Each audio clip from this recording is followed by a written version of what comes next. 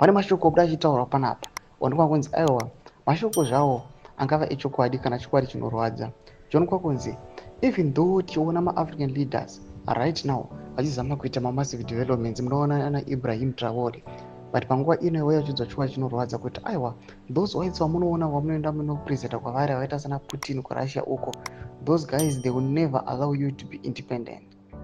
Sana bena mashoko amudanyorwa panapa onekwa nevanhu kuti aiwa zvachinenge chitori chokwadi kuti aiwa yes you can jump out of some white men's hands but unongo chinopinda kune mamwe sana pena mashoko amudanyorwa panapa roboza tutaiboleka utaombepela kuti ina vana pambibc amuda chiposta avana Ibrahim Traore na Iti Mnangagwa muri kuona kudanyora chiti the sooner black leaders realize that whites will never allow you to be independent no matter how much rhetoric you spread for them, the sooner Africa will be independent.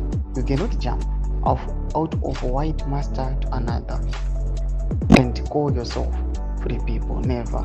Anoyochipindura pamusoro pediscourse vachiti we are independent but we can't live in isolation. Vanopinda vachiti but truth be told, every poor man wants to be in good terms with a rich neighbor.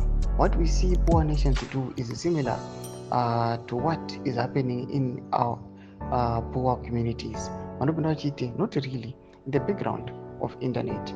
Vanopinda vachiti that's very true.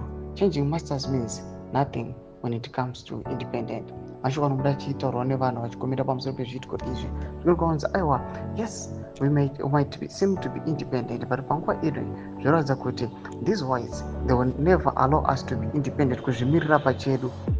That will never happen. Tudze mafunguro enyu muri kudii pamusoro pechiitiko ichi. Wabvina comment section medu mafunguro enyu. So subscribe or like and chat on the bell icon.